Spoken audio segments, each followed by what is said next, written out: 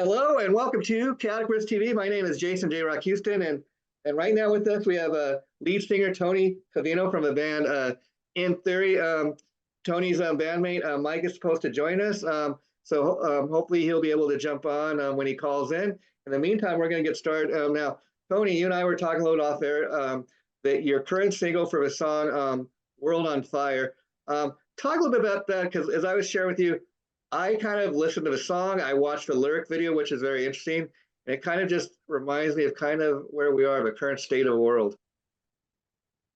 Yeah, yeah, the lyrical content I came up with, well, basically it's on the premise of the state of the world today. It just seems like no one's happy where they are, and no one's happy with who they are, and you're always looking for something new or something different. So to those effects, you know what? So there's just so much information out there now, and there's so many options, there's so many choices, and it gets a little chaotic at times. Yeah, and very fitting since you're on Chaotic TV that you say that. But let me ask you about the lyric video. You know, that's kind of a new way of doing things too. It's not your typical standard music video, and typically a lyric video, like it says, it's got the lyrics kind of on the screen. People can kind of see what your lyrics are, and that's cool because I can't tell you how many times in my life that maybe I sung a song all my life that I loved, and then years later find out, oh my God, I was singing the wrong word. Yeah, I'm guilty of that too. Yeah. But yeah, it is kind of cool actually. It's nice seeing the words up there. I think it like has more of an impact when I people think can read. Yeah, I think not only people get the correct words, but maybe it helps them understand the song a little better. That they're taking the time to read each of the words up yeah, on the screen. Because I know when I listen to songs, typically, especially that have lyrics, first thing I'm trying to do is like I'm trying to figure out what is the story the singer's trying to tell me. What is the song about? Sometimes it's easy to figure out, sometimes it's not. But as a songwriter, Tony, let me ask you: you must love other people's interpretations of your song. Meaning, maybe somebody will come up to you, a fan, and say, Tony, I just love your latest single. The world's on fire. It reminded me when I was going through all this stress in my personal life. My mom, dad yeah, were in a car accident. They died together, and all this horrible stuff was happening in my life. And you're like, oh, that's not what it's about. But man, if that's what it means to you, okay. yeah. No, I'm definitely. When people say what it's about, I give my when I was writing the Yeah, lyrics. yeah, That's what yeah, I'm thinking, but it would make me happy to think that someone could take it to another place, and yeah, if it makes sense to them and it's different to them, yeah. then that's cool. I actually enjoy that. And again, when I something else I love about the lyric video and the song itself, "The World's on Fire," is I think most people listen, they kind of get a gist of what the song's about, but it's not so over your head, if you know what I mean. It's not like an angry, aggressive song, although Right. that would be cool maybe if it was. But I think people it's a simple, great written song.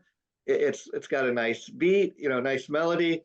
People get Mhm. off on it, and it can mean whatever they want it to mean. It's not one of those things. It's not like a Rage Against the Machine. Again, as cool as that may be, where Right. the message is going to be angry. It's going to be in your face. It's kind of Yeah. just for people to enjoy and figure out what it is.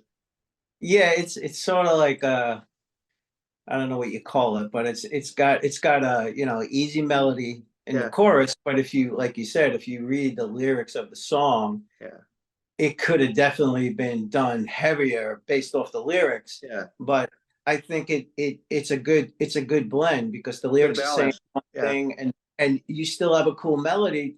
Honestly, you could probably dance to the song. And yeah, World's on Fire. It could be a cool club song too. World's on yeah. fire. Woo! So Let's so let's party. talk about that. When you and Mike go out and you play live shows, you play like at typical rock clubs or all kinds of different types of venues. Mhm. I say when Yeah, you yeah. play out live, like you just play the standard like rock type of clubs or arenas, or what do you play? You guys play? Well, yeah, it would depend. I mean, like moving forward, like we just played the Mercury Lounge in Manhattan, and Wow. that's a smaller club.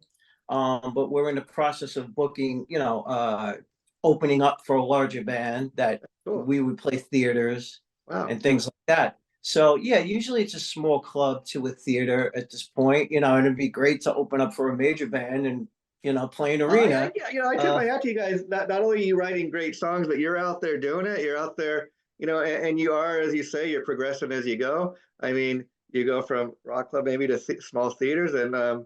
and the important thing is that I think you're getting your music out there. Yeah, and the cool thing about us, like other bands, there's modern bands like Rival Sons, like that. That we do have a bluesy side, we do have a metal side, we do have an acoustic side. So we could fit into different festivals and Yeah, opening act slots and stuff. We're not really pigeonholing ourselves to this. So which is cool, which is kind of what me and Mike originally wanted. We wanted a modern spin on the classic 70s, yeah, where bands could do a lot of different things. And but where our core is rock, yeah, and we're never going to go away from that. We'll get heavier, we could pull it back, but the rock is always at the core. But there's, we'll throw an acoustic in there, we'll throw it, like a gospel yeah. harmony in with rock. And so we try not to pigeonhole ourselves, and that's what we enjoy. Yeah, I mean, yeah, that's my wheelhouse, 70s and 80s. That's the time when I grew up. And you look a lot of those bands from that era, like Deep Purple is one that comes to mind. I Right. mean, I think most people wouldn't say they're a metal band, but I don't know. Listen to some of the stuff they did, like Speed King, Highway Star, Yeah. um, Yeah. and that's almost kind of metal. But then Yeah. they got other stuff, like Hush, My Woman from Tokyo. They got a little bit of everything, and I think Mhm. that's why those are the types of bands that have 50-year careers because there's a little something for everybody to enjoy. Yeah, definitely. I would definitely consider, like Rainbow and bands like that. They're not heavy metal, but they're definitely on the I edge, mean, and they're and you even hard look at rock. bands like Aerosmith and Whitesnake. Of course, David Coverdale first coming from Deep Purple, but like Right. these bands are like a combination of blues, hard rock, metal, and everything in Yeah. between, even pop. A lot of those Yeah. bands, like Aerosmith. Your typical song might not be the big MTV hit, don't want to miss a thing, but that's for a lot of people, that's Aerosmith's. It's a modern day Aerosmith, you know what I mean? But uh, for just a casual fan, you're like, oh, that's Aerosmith. That's a song I know. Yeah, like, Kings and Queens and Yeah, Toys in the Attic and things like that. That's draw the line. that's Yeah, me. that's my stuff. Back in Yeah. the saddle, walk this way. Yeah, I mean that to me is Aerosmith, like, I mean I enjoy their new stuff, but you can't replicate that old original sound, I'll tell you, It's Tony, sort of like, if you're at yeah, all it's an sort of, Aerosmith fan, they just last November they put out this great greatest hits collection. It's like you can get a 3 CD set, and it's got mhm. all the stuff from that time, just really the Yeah, last 50 years, and all the great stuff you'd want to have on there. yeah, I mean, I but took that to yeah, work today, listening to on the way to work. That's we try to implement like that, because back then the music was pure and it was raw and it wasn't perfect, and they kept the imperfections in there. yeah, And we sort of want to do that because we feel like a lot of modern bands, like yeah. everything is perfect, everything is synchronized, everything is And fixed. I think the reason for that back in the day, in the 70s especially, is when those bands first got on the radio. Aerosmith could maybe be played on FM radio with, a Heart song or a Foghat song or maybe even a Chuck Billy, Yep. or Chuck Berry song, Yeah. excuse me. And they were kind of mixing it up more on the radio back in the day, whereas as time progressed and you get into the 80s and even the 90s and now you have radio stations that are more filtered, like, okay, this is a metal station, this is the local Yeah. talk radio, whatever the case may be. Yeah, Right. Yeah. Yeah. That's definitely like a station would mix, they would play different genres. They sort of tied in, but different yeah. genres. Now it's like, heavy metal, then it's rock, then it's 80s, then it's And like could you everything imagine is, somebody coming to see In Theory and maybe maybe you guys are like hard rock, metal, and everything like you said, and then you got a band that's maybe more extreme or more pop oriented. You get in. that would be such a cool bill to see, you know? Yeah, I mean, just take it back to modern. I mean, Black Sabbath had Rival Sons open up for them, and Wow, yeah, Rival Sons is not heavy metal, yeah. but it worked. Like there's elements to It's got an edge. It's got rock an and edge to what roll. they do. Yeah, yeah, Yeah, there's an element there. yeah, You could, we I call it stepping on the gas. Like yeah. we could make a song that's pulled back. You can make it heavier Sure, just by stepping on it a little bit more, and that would appeal to the Black Sabbath crowd. sure, sure. So yeah, there's flexibility. Yeah, I mean, I'll even go on a limb and say this, talking about, Aerosmith in the '80s, they did a cool remake of "Walk This Way" with Run DMC, and a lot of Yeah, people had no idea about the original, version. They thought that was the first time that song was ever released, but no, I mean, yeah, they released it, I think, originally 1975 or something like that on Toys in the Attic, and yeah, to many people now, I mean, I give Aerosmith credit because that's like the original rap song. You think of yeah. Snoop Dogg and Run DMC, but Aerosmith was kind of a little ahead of their time with that song.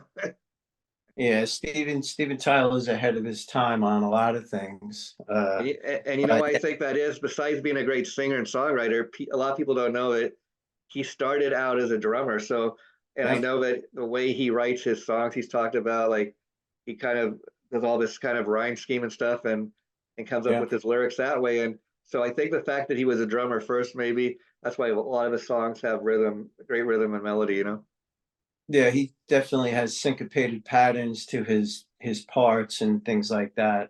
Yeah, it's very people think back in the day they were all like, well, I mean they were wasted, right? But Yeah, yeah. they but he's very with his harmonies and the way he had his syllable counts and things like that.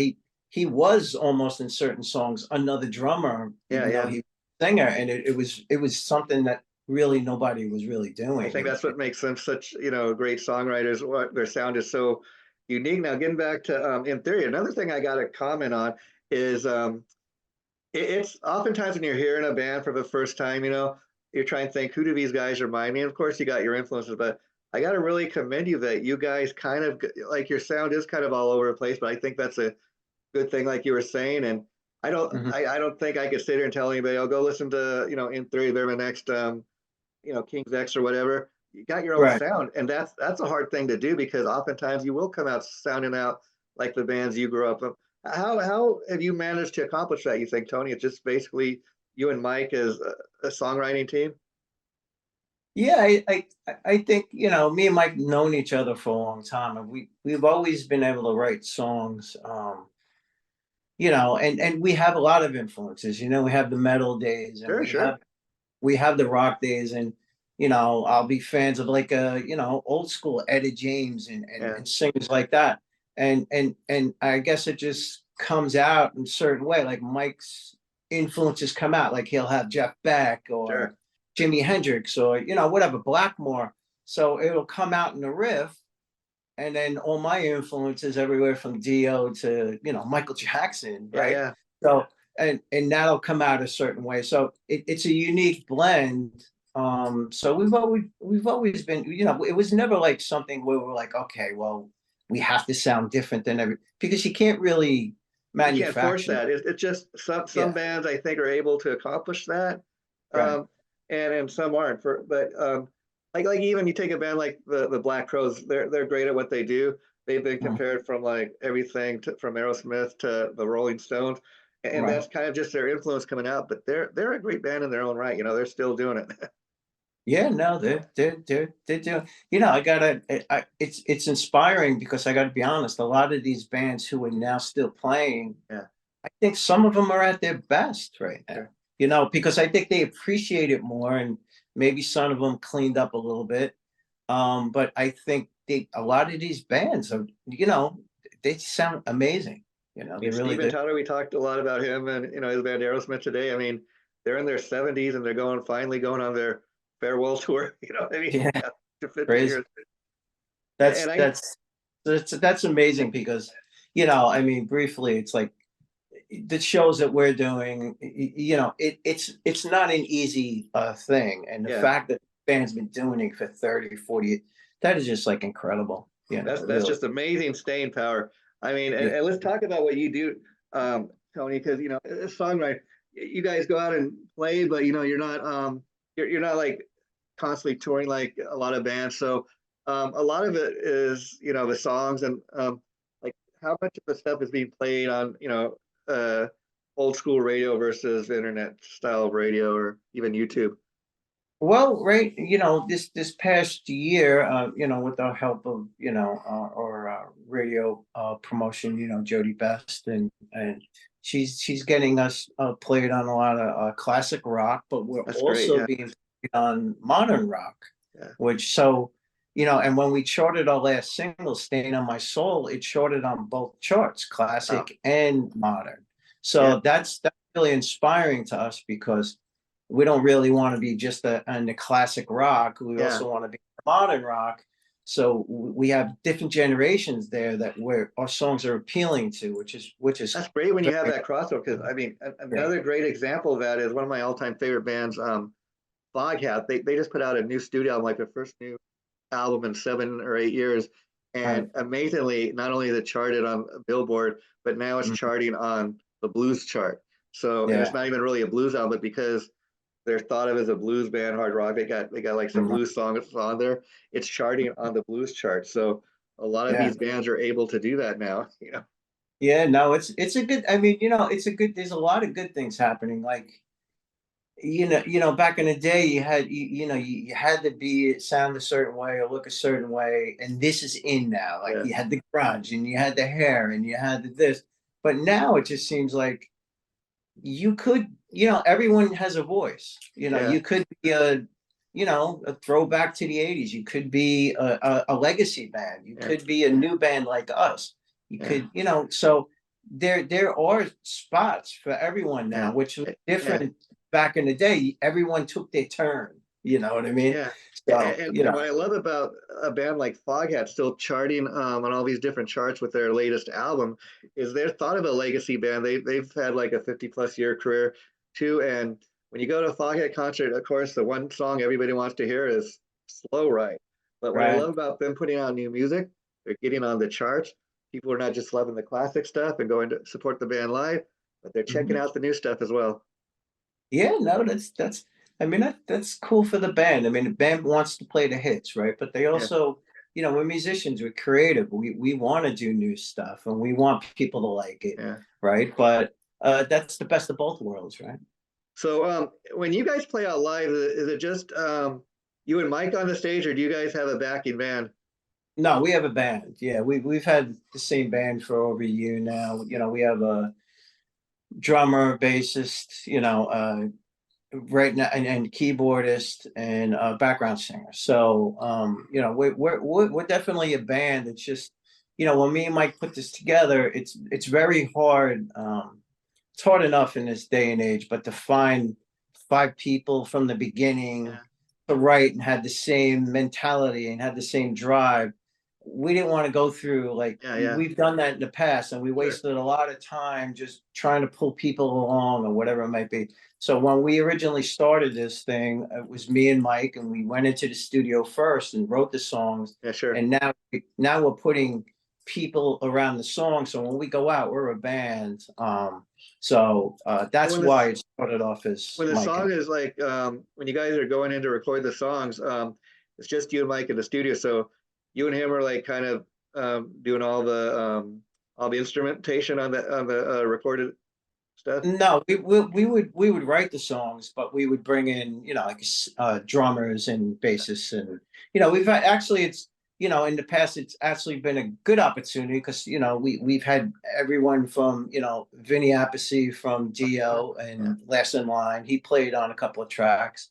We had Perry from Striper play bass on 3 of our tracks. So we brought guys into our thing, but we've always had our sound and everything. So when we bring people in, Yeah. we want them Cool. to Wow. have the So sound on. when you Yeah. reach out to Vinny, Vinny Appice or Perry Richardson, is it just a matter of like you guys saying like, I think Vinny would be a good guy to see if he'd want to play on the track, and just a Yeah. simple reaching out to him and Yeah, through mutual friends, people like, hey, I'm a fan, and it might be just as simple as, hey, if you ever need a bass player, let me know. And of course we're gonna want of Perry course, yeah, yeah, yeah. I mean, wow, who or wouldn't? Vic play on it. Yeah, I mean, I was, he played on 2 tracks, and even though they were our songs, I'm like, that's the drummer who played Oh, behind sure, Renee sure. Garcia. So, You kidding a me? little, Yeah. yeah, yeah. So I was in heaven. So,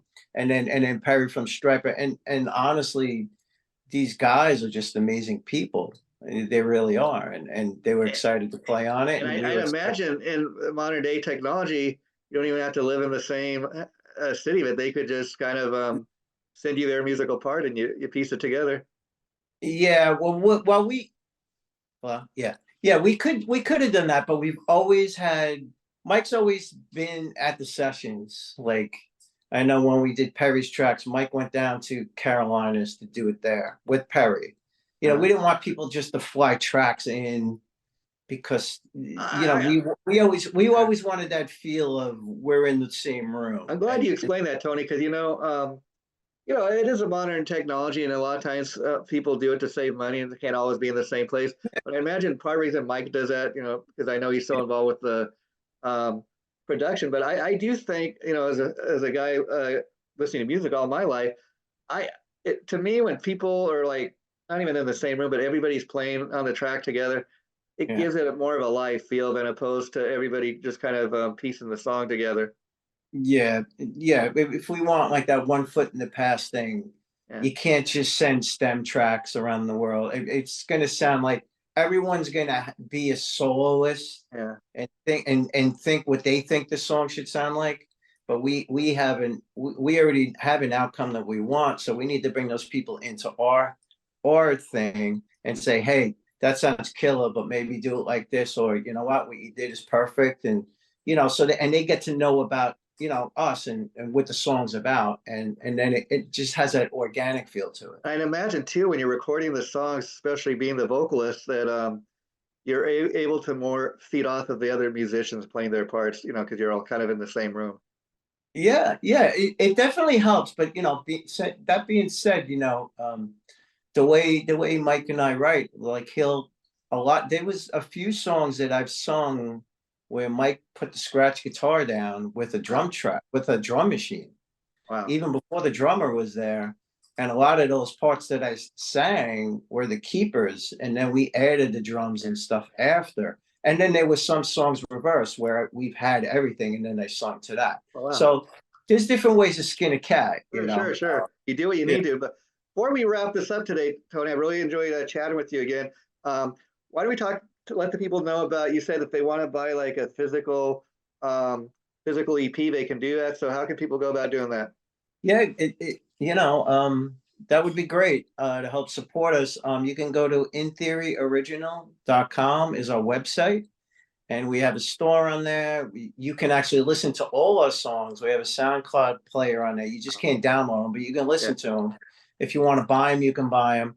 We have our original CD available for sale, and we got pre-sale on our EP coming out. The EP is called Promised Land, which is one of our songs. You could buy shirts, which are back here. Yeah, yeah, I see that. Uh, That's cool. Yeah. yeah, yeah, and everything is, pretty cheap, and 15 bucks, 20 And I bucks, it really goes imagine, a yeah, long I way. imagine if somebody wants to get the digital release, they can do that too. And Yeah, I'll just yeah, say to you can wrap do it that. up, Tony, what's cool about what you said, people can go on the site and Hmm. you can't download it, but you can preview. That's pretty cool to let the fans do Yeah, that. Like, hey, give it a listen, decide if you like it, if you really want to buy it, and then you can buy it. yeah, yeah. No, it's definitely cool, and I could say like for bands, and it doesn't have to be our band, but any Yeah, band, like buying a CD or buying a shirt or whatever, it goes a long way, because sure. a lot of bands are out there doing it, and they're doing it for the passion, doing it for the love, but it's not an easy thing. So these people, it goes a long way to pick Great way to something get up. out there and support the bands you love. I mean, I'm an Yeah, old school guy. I still much rather have a physical product just to look at and see you play hmm, it on it and check it out and yeah, support the band. And that's the thing. That's why last thing I'm gonna say, Tony. I got to tip it to I know you guys are an upcoming band, so it would be hard not to put out new product. But if you were to ever get to a point, like a lot of bands say, you know what, we put out 5 albums worth of material, nobody's buying these CDs, so why put out any new music? I got to tip my hat for you guys. Like you said, it's a lot of hard work, but you guys are still going out there and releasing new music, so that's great. Yeah, no, we're doing it because we love it, and we just want to get in front of people, and we're pretty convinced if you put us in front of a crowd, we'll win most of you over. I think So even talking today, Tony, I can feel the passion and your love for what you guys do. And thank you. sorry, Mike didn't get to join us today. Something probably came up, but next time, you guys are more than welcome. Next time you release a song, we'll do this again. So keep in touch. And the interview we just did, I'm planning to post it next week. I'll let Jody know, and feel free to share it. Okay. Jay, appreciate you having me on, man. I want to thank you. Anytime, my friend. Take care. Bye All bye. right, take it easy.